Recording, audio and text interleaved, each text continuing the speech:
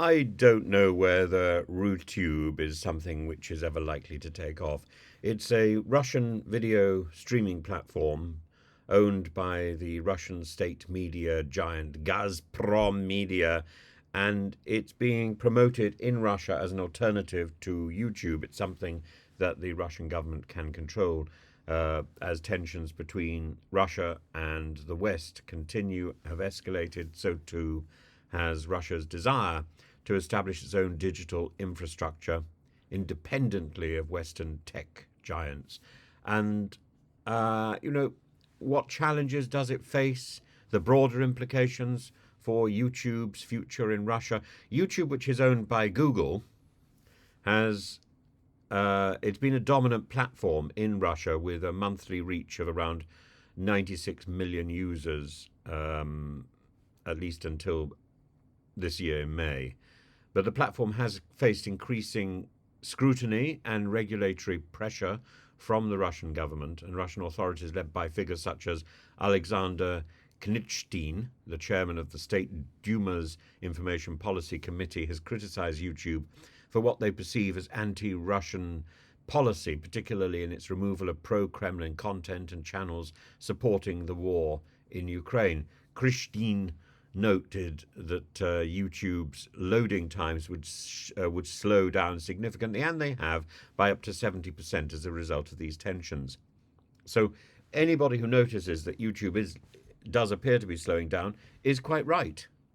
It is slowing down. It's being deliberately targeted. In response, RooTube and other platforms like VK Video, Zen, and Noom have seen a significant rise in usage. RooTube's audience grew by 161% earlier this year, reaching 49 million people. VK Video, Vkontact, which is another key player, boasted 70.5 million users as of April this year, marking a 21% increase in daily views.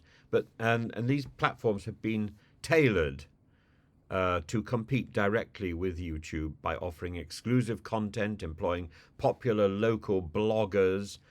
For example, VK Video has launched VK Video Originals, while Zen has introduced exclusive shows from well-known figures like Slava Marlow and Sergei Minaev. But despite these efforts, industry experts like Alexei Berdin, the general director of the Internet Video Association, acknowledges that the platforms still lag behind YouTube in terms of content variety, user engagement, and access, particularly through a VPN. The Russian government's role in promoting these platforms cannot be overstated. As the Deputy Foreign Minister Andrei Nastyanin remarked, Russia's push for digital sovereignty is part of a broader strategy to counter Western influence, and this is exemplified by the deliberate throttling of YouTube's speed. And it's justified by the pretense of technical problems, but it's intended as a coercive political measure to destroy YouTube in Russia and to replace it with something that the Russian government can control. This is about tyranny and dictatorship. It's about censorship. And but the growth of these platforms is not without challenge. The exodus of IT talent from Russia and the difficulties in developing sophisticated algorithms pose hurdles. Sergei Grebenikov, the director of the Russian Association of Electronic Communications, has said that YouTube's vast data resources and integration within the Google ecosystem makes it a formidable competitor. Well, of course it does. The whole YouTube and Google empire is impregnable, really, and independent of protest and independent of national concerns. While YouTube and other Russian platforms might make notable strides, they are not yet poised to replace YouTube itself. And and maybe we should be grateful to that. The Russian government's efforts to promote these alternatives underscore that broader effort to control digital space, and that's not exclusive to Russia. We saw that in the witterings of Nadine Dorries uh, about internet safety. Internet safety is about education, not about legislation.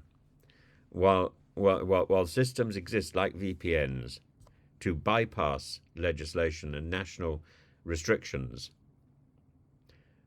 uh, safety and concerns by national governments are going to be are piddling, really. It's a ridiculous short-term objective, and Russia's RuTube is a short-term piddling practice. It has no long-term future. So as YouTube continues to dominate in content diversity, user engagement, comments, whether for or against the promoted program, the success of any rival and their counterparts depends on their ability to innovate, to attract a loyal user base, and to be bigger than YouTube. And that last point is impossible. You cannot be bigger than YouTube. The future of digital media in Russia remains uncertain.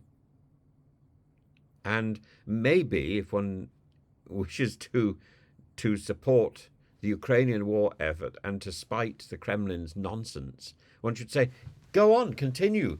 Let's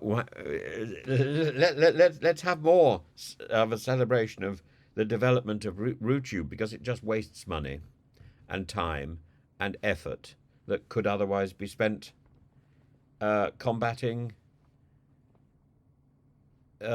Ukraine. By all means, waste that time. But it is a waste of time. And local platforms cannot compete with international giants. You cannot circumvent the power of YouTube or of Google. I know that if you go on to I can't think which program Chrome, the search engine of default is Bing, which is utterly useless. Google is so much better. Google is better. Bing is bad. Bing will not give you the answers. Bing is not up to date. Google is up to date. And YouTube has a command that is beyond. It's beyond reproach. It's beyond